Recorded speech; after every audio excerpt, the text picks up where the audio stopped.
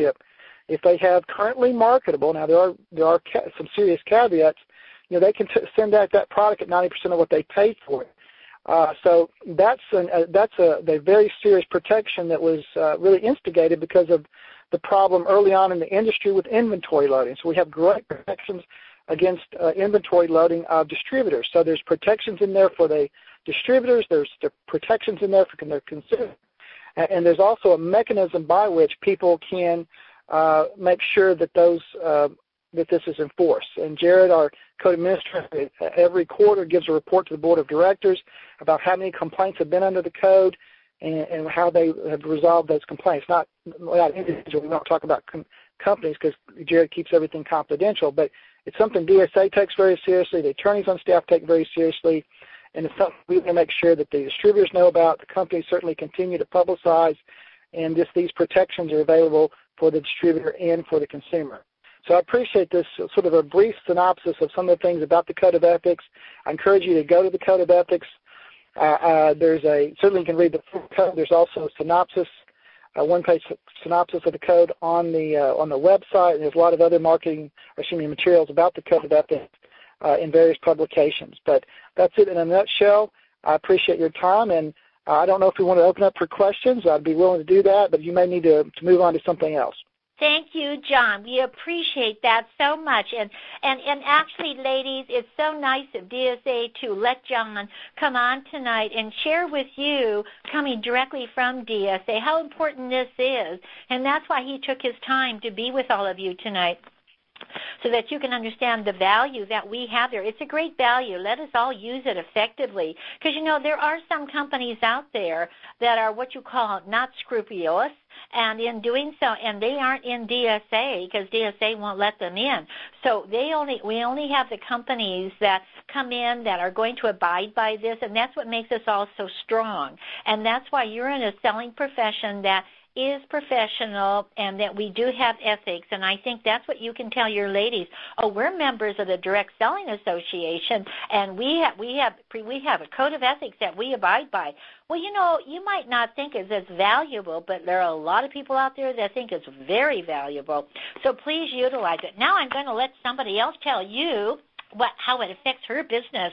We have Mary Black, an International Executive Director from Virginia. And Mary, would you share with us why you feel that DSA is important to you? Thank you, Phyllis. I always was very proud of the fact when I did a presentation to my customers that we are a member of the DSA, which ensures safety for both the consumer and for myself.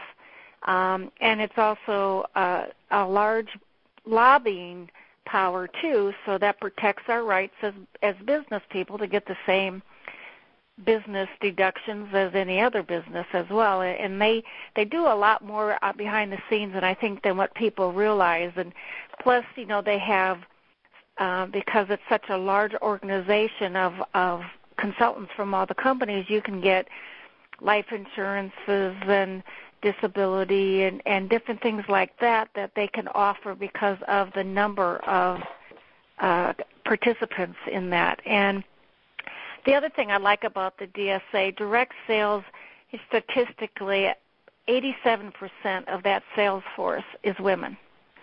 And 70% work from home.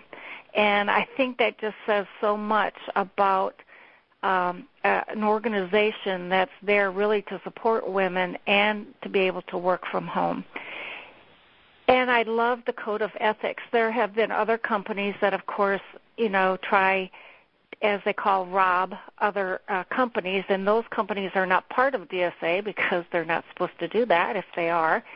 And you come right out and ask, are you a member of DSA? And they'll say no, and I'll say why. And it's because many of them do not fall within the stringent guidelines that DSA has for operating a business. They either get money based on selling training products as opposed to not product. Nobody below them ever could make more than them, and that's definitely pyramid. And so, it's important sometimes that you ask those questions. And then also when you're letting the customer know, they know that they have some protection as well, or have a review board that they can go to. I like the fact that also the DSA holds our company to be accurate and truthful and to provide us with a quality product and to have, stock available. And that's all part of the code of ethics that's in there. So that protects us, too, so that we can keep our businesses going. So for me, I just think that it is so invaluable that you are a member of, that our company is a member of the DSA, because it protects everybody.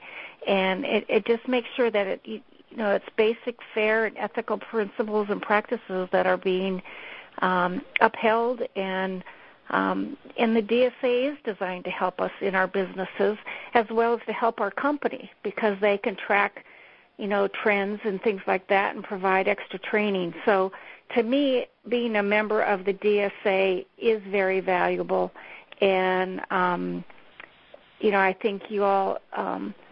I don't think many really understand it. And on our webpage, there is a thing for the DSA Code of Ethics, and that's another part of the thing that's required that they do, so that customers and consultants and that can actually see what the rights are. So I think it's a very valuable service, and I hope that was informational. Thank you, Mary. That is just wonderful, and it shows that. There we are. We have a strong salesperson there that has a big organization, and this is what it means to her. It's very important to her. It's important to every distributor that we have. And, Mary reminded me, as she was talking there, about our 100 years in of DSA being 100 years old. But most important, we're worldwide. We have a big direct selling associations throughout the world, and any place that we are in that country, we're members of the Direct Selling Association. So we have a force, and they lobby also in Washington for our rights and what takes place with that. And just like the independent contractor status, the government would love to let us all be employees, but that would mean deductions. You'd have to have certain restrictions, and this way you're free. And DSA fights for their right for that. And, boy, they have been successful, but, boy, they're right there. They're in Washington all the time over there making sure that we maintain that status. So I admire that very much. Well, thank you very much, Mary. And now we're going to ask another lovely young lady who is a consultant in Texas, and she's going to tell us how she feels about DSA. Laura Kruger, please. Hi, Phyllis. Thank you. I'm sure everybody shares my sense of pride that we're associated with the DSA, especially after hearing John go tell us what he told us tonight. I'm personally familiar with the DSA and its place in our industry, mostly from being on the corporate side for so many years. And Janique's a long-standing member of the DSA, and quite frankly, I wouldn't be a distributor with any company that wasn't a member. And why? Because it's so credible in so many different ways. I like knowing that I'm representing a company that's accountable to the industry's highest standards in regards to its products, its programs, even probably its pricing. And as a distributor, I'm accountable to my customers, and I like knowing that others who are with Janique are too, so that together we are stronger than just standing alone.